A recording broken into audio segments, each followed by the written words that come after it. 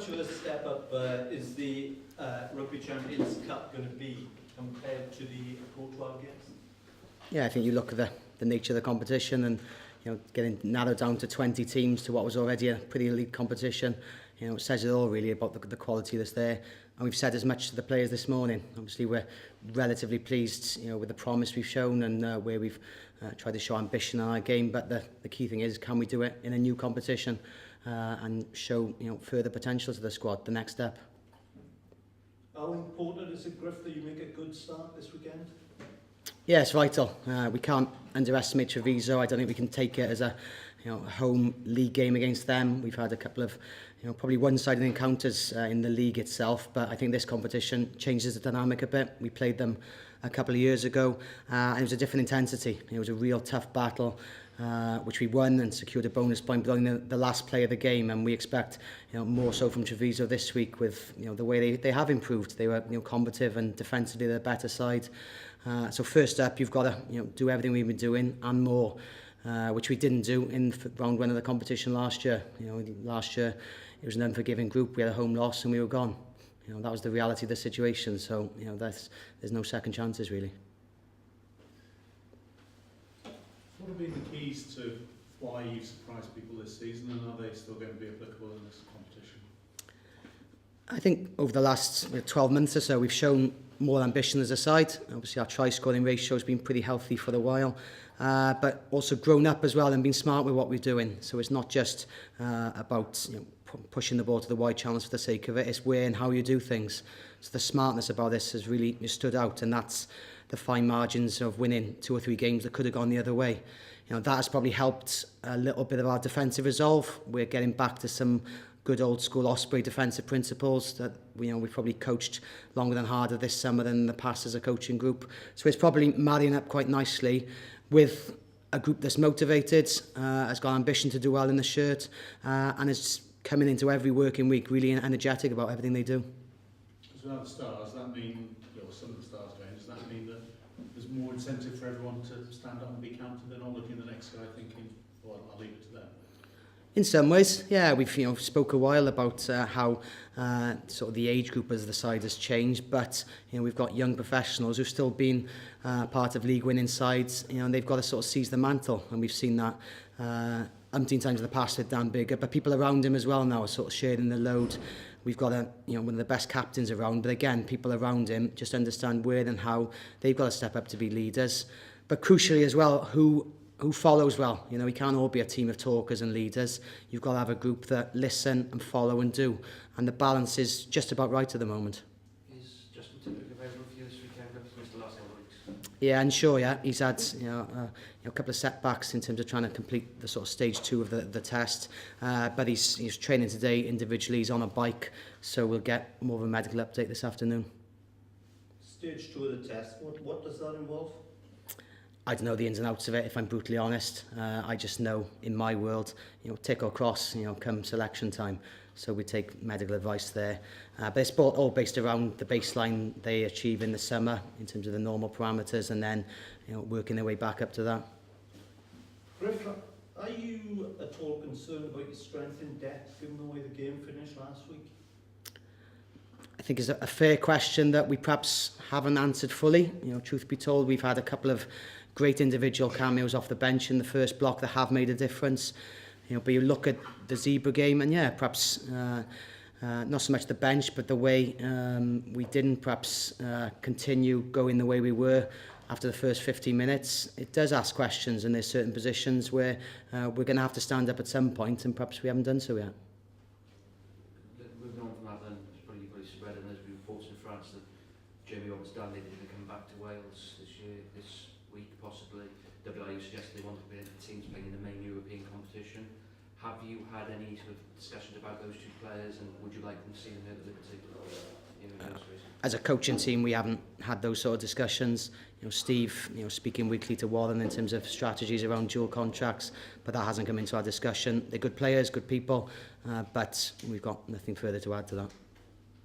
On principle, do you think it's right that if those players are available, that money would be put towards bringing those kinds of players back, or should it be put elsewhere and Because some of them are perhaps the wrong side of, as I say, young man's game, 25, some of them are 30 going on. Should it be put elsewhere and developing the younger generation?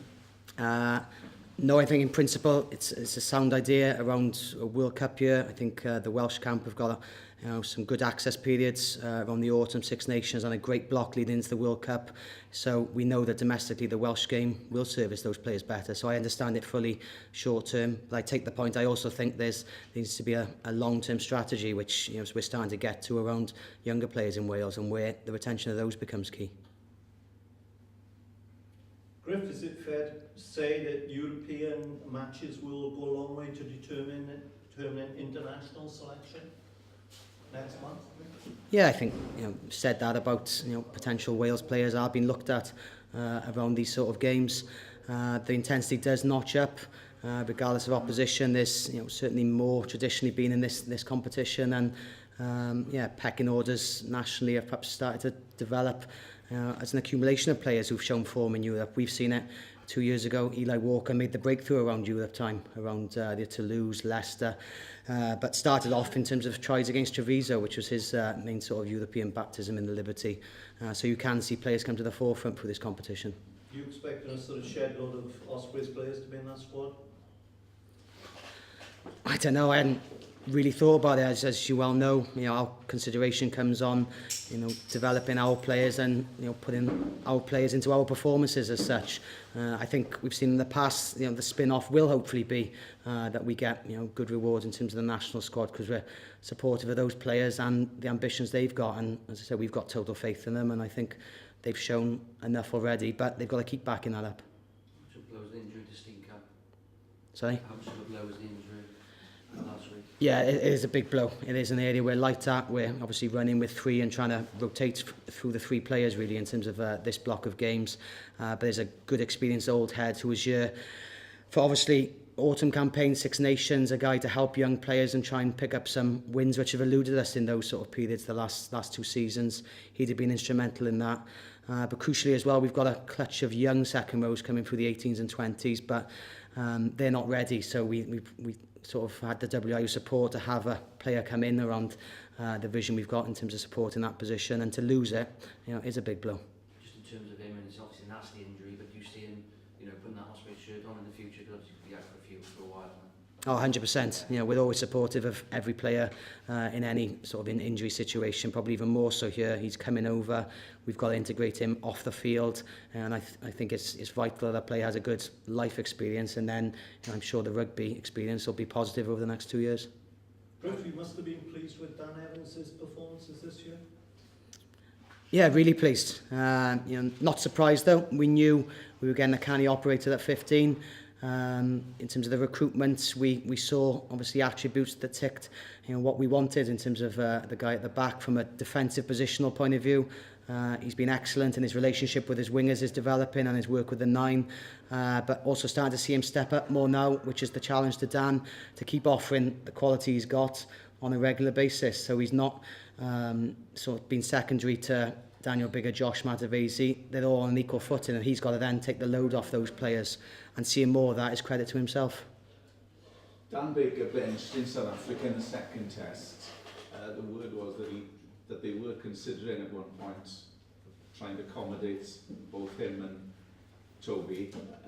How close is he, given that he's playing well, the pack's going well, and that maybe is in contrast to how Toby Falatau is finding things at the moment?